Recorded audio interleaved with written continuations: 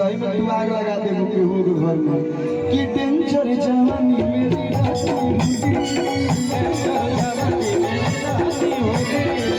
आग लगा तुम्हें हुमाच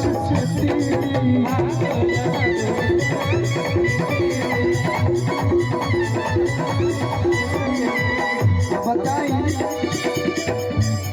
ऑर्गन थोड़ा कम कीजिए, बहुत ज्यादा ऑर्गन लाउड है, हल्का ऑर्गन कम कीजिए। ऐसा ड्रेस पहले बड़ी लेकिन मोह लौकता ऐसा ड्रेस पहन के का फायदा कि कपड़ा तू पहनले बाड़ू नन्हकी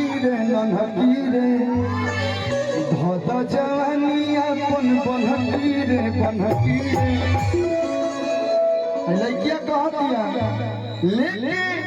गमछा तो लगता है भोला हमने बिहारी के पहचान दो ये तीन चीज है मोछ लाठी या गमछी। अगर इससे हम आपको भोला लगते हैं तो भोला समझने की गलती लेके गमछा तो लगता है भोला हम कहले बने की गमछिए सान हरे पगली आते हवे बम हम तो ते हवे बम हम तो तारी बिहारी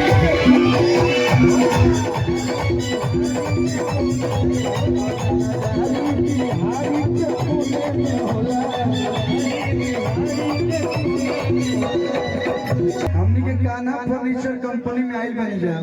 हेलो जाए जब अपन दिमाग ज्यादा नहीं लगा रखे आजकल ज्यादा दिमागो ना लगावे के चाहिए आइल बड़ा शांति से अपन काम करियो निकलिए हम 5 बार कोई दिन हटके निकले कान्हा फर्नीचर कंपनी में आइल बनी जाए जानते रहो जब का मिलेला तुमको नहीं मालूम है तू घूम लू ना का फर्नीचर मतलब समझते हो ना क्या होता है नद पलाई के पलंग टूट जाई रजज पलंग यहाँ पे मिलता है सोफा पलंग और कहो dining table AC dressing table वहाँ सब मिलेला। एक बार आप यहाँ पे आइए और घर का सारा सामान अपने साथ लेके जाइए विथ फ्री डिलीवरी बताओ तो पर 4 रुपया दे एगो हम गाना बहुत छोट पगौले रही आज के समय में अपन मेहरारू के लोग इतना माने ला इतना जाने ला लेकिन कुछ लोग होला अपन मेहरारू से प्रेम ना करेला कुछ लोग कि अपन में हर मरी चारी लगे तो दोसर के में हर मिठाई ऐसा भी लोग है कि नहीं भैया गाना आता है तो कहीं ना कहीं सत्यता होता है जैसे गोलू गाना लेकिन हम अपने मेहरारू के बहुत माने ना भैया हम बहुत प्यार करते हैं और करना चाहिए अपने मेहरारू से नहीं तो दूसरा के मेहरारू पर लाइन मारो तो देखा तो आजकल क्या हो जाता है।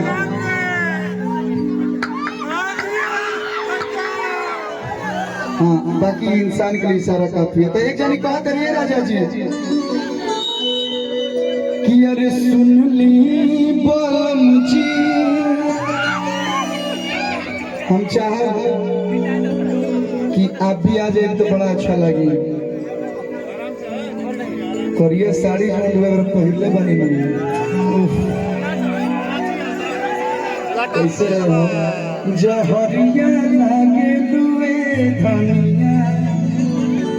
कि करिया गजरवा पकड़िया सोड़िया कितना बड़ाई करी रुआ तना ना जिम कर ले बनी कि रुआ स्लिम हो गई बनी ककरी बड़ाई न केहू से रहाई ढरक जत मुँह में से पानिया कि करिया गजरवा पकड़िया सोड़िया जहरिया लागे लुए धनिया तू बड़ा ऐसा जहर लगा तेरे को हंस फलांग किस देबू 50 में तेरे जो मर्जी हंस लेकिन गाना के भाव बस सुजीत भैया उनको आप जानती है ना अच्छा, बहुत अच्छे इंसान है वो। ठीक है कि सुन ली बोलम जी हरिया के बताइए काना फर्नीचर में कितना बढ़िया बढ़िया सुंदर सुंदर सस्ता सस्ता पलंग में महंगो बा लेकिन सस्तो बा। अरे वो जाए के पलंग ले आवे तो अभी तक खटिए पर काम चलावत नहीं। आई टूटल चरपाई पना कटी हमसे तो चुभे अरे सुनियन सौ से बदना तो चुभे अरे सुनियन सौ से बदना सैया चूर चूर सैया चूर चूर कोई जाना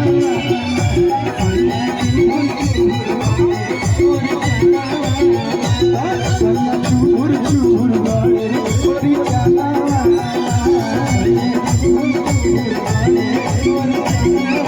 सुन ली बलम जी हरिया के टूटल चरपाई बना काटी हमसे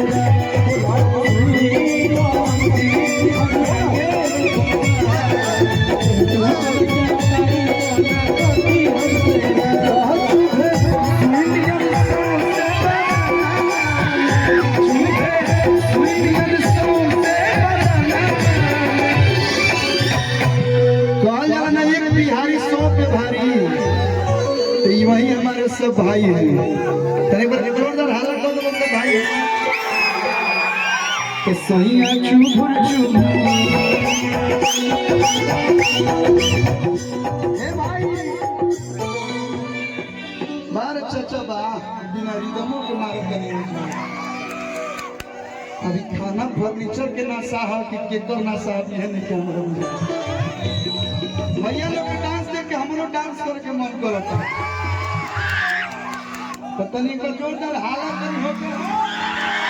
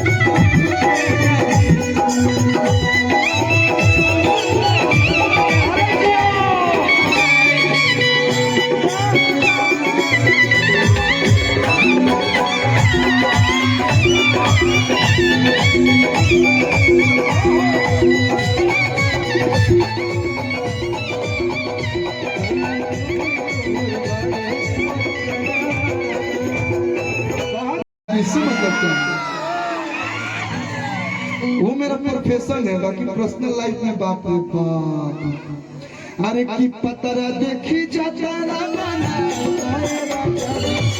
देखी भैया तक जरा कमर में लगा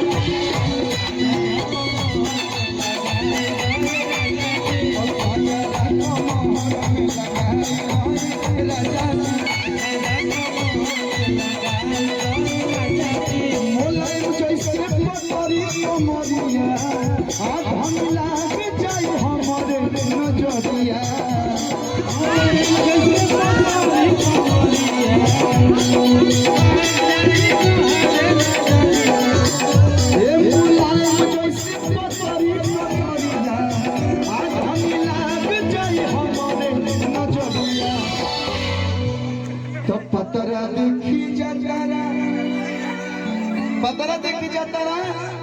अपना लोगे जरा कमर में लगा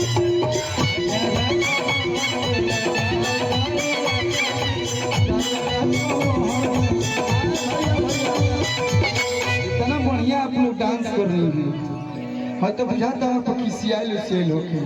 हाँ ऐसा बुझाता हम एसी एक कोई एसी दिला ही नहीं कि होइसे तक तो काजरा कमर लगाई दिए राजा जी काजरा कमर लगाई दिए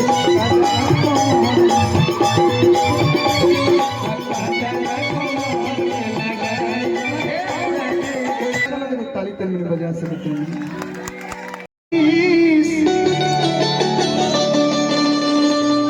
तो सही में भी 20 से 21 के लागत नहीं आही का 20 से 21 के उमरिया होई लग भाग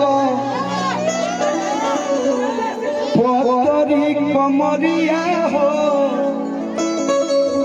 पतरी कमरिया हो चलता डोले डगम पतरी कमरिया हो चलता डोले डगम डोलावती है डोले दे लेकिन भैया कि सबका से एक पिस जिले में बारू लड़किया कहती है कि अरे हमर पिया जी अच्छा केकर में शादी ब्याह हो गई केहू के नहीं क्या भाई और जब यूट्यूब चलावत तो लोग में से केहू के भाई नहीं क्या भाई हां तो दिन रात एने बड़ा लोग तो ओने नहीं रही करबो मत कर या लोग नहीं तो इन्हें तू खींचा तेरा पता चलो उन्हें कि और खींच लगे तो दिक्कत हो जाएगी अलग टेंशन रही ही बात रात में हम हेने बनी होने का मतलब आपकी वाइफ मिस करेगी तो आपको भी बहुत दिक्कत होगा हमारे कहने का मतलब ये है नहीं जल्दी से शादी ब्याह हो भाई तहन हो के हम भगवान से ही मानो मैं भाई के मैं ब्याह शादी हो जाऊं कि देखिए पति पत्नी के जो भाव होला वह सुना होता है कि अरे हमर पिया जी हम तो हर सिया जी तू हवा पाती तो हम ताहर दिया जी तो जब के भैया बोले बा कि सबका से एक पिस जिले में बारू हर पिसू घर लागो